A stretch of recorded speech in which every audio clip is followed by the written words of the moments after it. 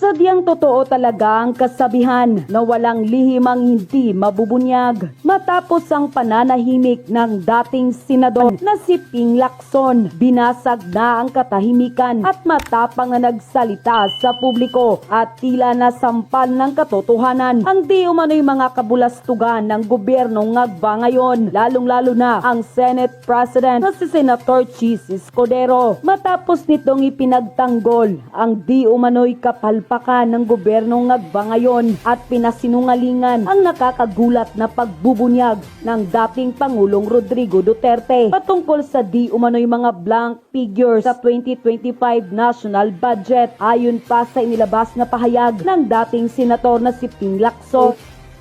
Ito na yung ang tawag ni President Bongbong sa ang description na ginawa niya, suboptimal. Sabi ko hindi suboptimal itong budget ng 2025, subpar. Maraming problema. Tama. Lalo ngayon may lumabas na naman panibagong issue na hindi natin alam kung ano yung totoo. Of course, sinabi ni Congressman Sid Na allegedly may blanco. Yeah. Maybe he was looking at another document. But ito, i-fast-track natin yung proseso kasi iwanan na natin yung General Appropriations Bills ng House at saka ng Senate kasi i-reconcile yan sa BICAM. Fast forward tayo sa BICAM. Kung ang nakita ni Congressman Sid, yung unsigned na BICAM report, na iyon pa lang yung pipirmahan ng mga senador, well, baliwala yon kasi hindi naman yun ang BICAM report. Kung ang nakita ni Congressman Sid, yung signed by the Bicameral Conference Committee members, may problema tayo doon. TSP Chis noon pa ayaw talaga pirmahan. Yung unang hearing, 2 sampinang hinihingi ko, Yes. pirmahan sana niya dahil hindi sumisipot. Yung ikalawang hearing, nakita naman ng lahat, walang sumipot ni isa, sangkatutak ang aking sampina. Hindi rin pinirmahan. Tapos nakiusap siya sa Malacanang, biglang pinagbigyan kami ng 10 witnesses. Pumayag na ako sa 10 witnesses, at least matuloy Nakiusap lang. siya sa Tapos Malacanang. pinaltan din yung date. Pumayag na rin ako, matuloy lang. Pinagbibigyan ko ng pinagbibigyan, pero labis naman yung pinalaya, yung na-detain. Tama. Hayaan naman pumunta sa libing. Wala namang problema yun. Contempt kasi is an option given to the committee. Tapos pipirma yung Senate President. Hindi ko naman hinida yung contempt order. Pinakita ko lamang nung tinatanong na kung bakit pinalaya. Eh yung pala, hindi pa niya nakikita yung contempt order at pinalaya na niya kaagad. Kaiba na ang Malaka. Wala, tuta talaga. No, tuta talaga si Cheese ng Malacanang. Di ba? Halatang-halata mo naman eh.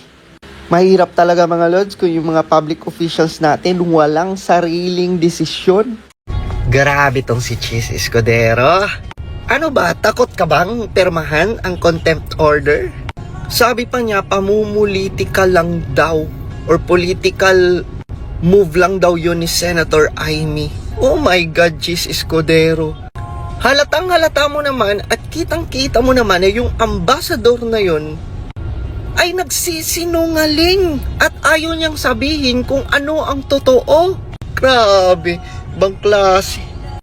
Alam mo, Cheese, naging Senate President ka pa. Kung natatakot ka naman din. Talaga mga lods, wala tayong aasahan ngayon. Nakakaawa lang din yung effort no ni Senator Amy. And at the end, meron silang Senate President na bahag ang buntot. Buti pa ang Congress.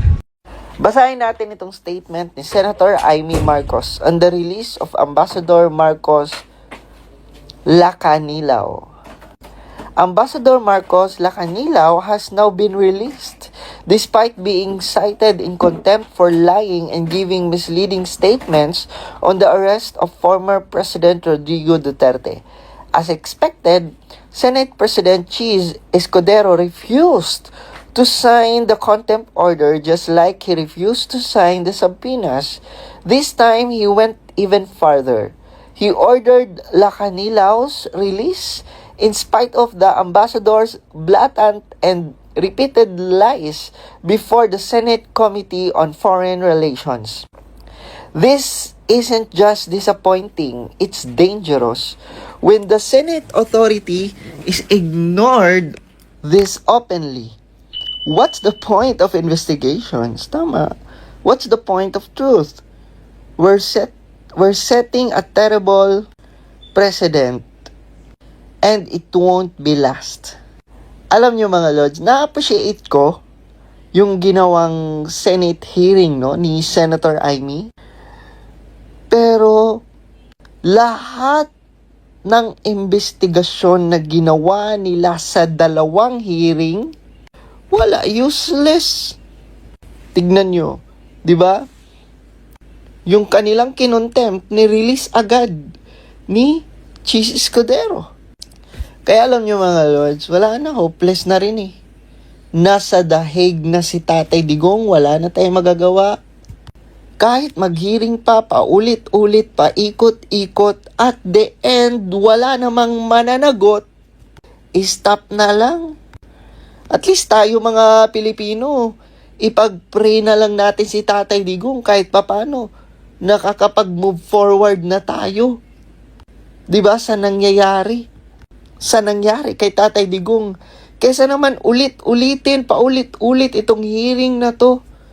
Tas at the end, walang mapapanagot. Nagsasayang lang sila. Yang si Chis Escudero, Chis, Boying Rimulya, si Speaker Romualdez, Diyos ko.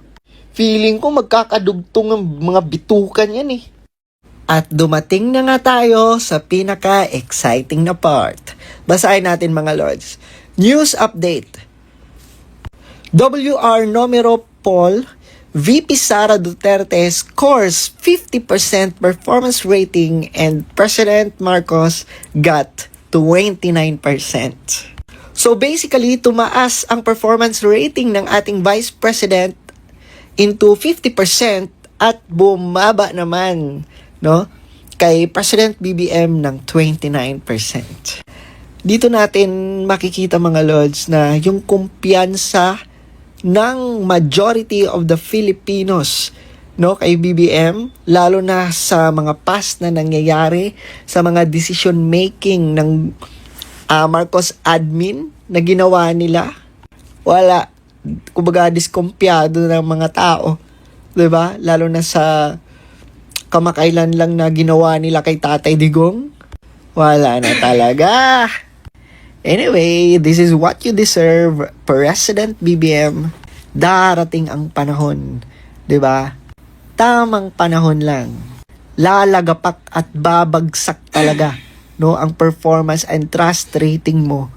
At hanggang sa habang buhay, mawala na ng kumpiyansa ang mga Pilipino sa mga Marcos. Pulveron na video ni Pangulong Marcos. Sabi niyo po kanina ay naimbestigahan na yan, pero biglang iimbestigahan pa ng DOJ at NBI. At napatunayan na po na ito ay fake. Yeah. Doon po sa isinagawang pagsusuri from yung Indian company. Wala po bang plano ang Malacanang, especially ang Pangulong Marcos, na magpa-hair follicle test na siyang hinihingi po para matuldukan na itong issue po ng di umano'y paggamit ng ipinagbabawal na gamot ng ating Pangulo? Nah. Sino po ba ang humihingi? Wow. Marami po sa ating mga kababayan ang sa social media na nagre-react dito po sa ipinapalabas na video na ito. Actually, parang na-die down na po ito before dahil nga sasabi nga na Malacanang it's a fake. Pero biglang nabuhay after po nung ginagawang investigasyon mismo I really ng like this Kongreso, reporter. ng Kamara. Kaya po muling lumabas itong video na ito.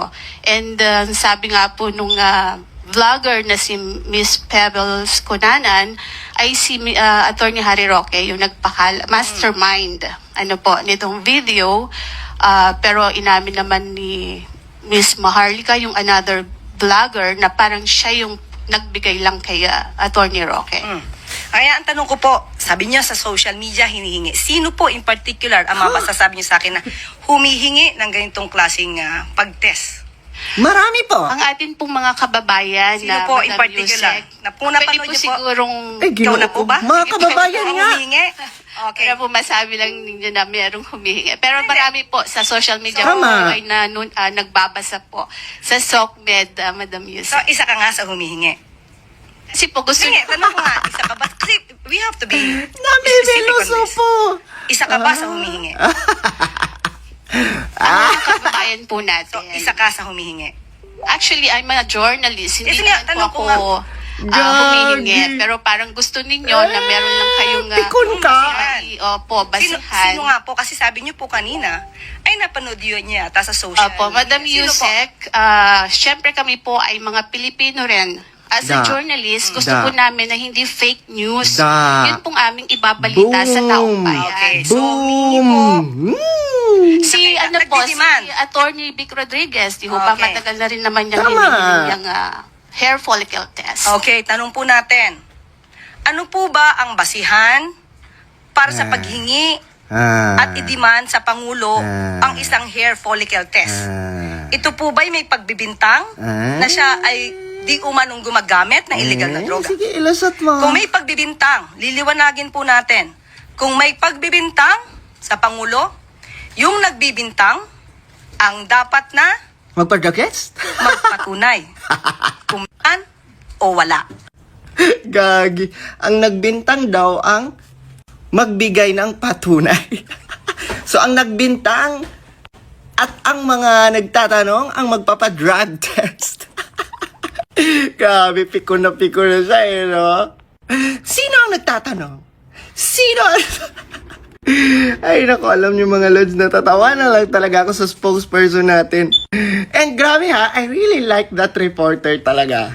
Hindi na ako magtataka mga lods kung next time, hindi na papatanungin yung reporter na yan. Kasi sa reporter na yan, lumalabas yung ano eh, no? Lumalabas yung pagkapiloso pa.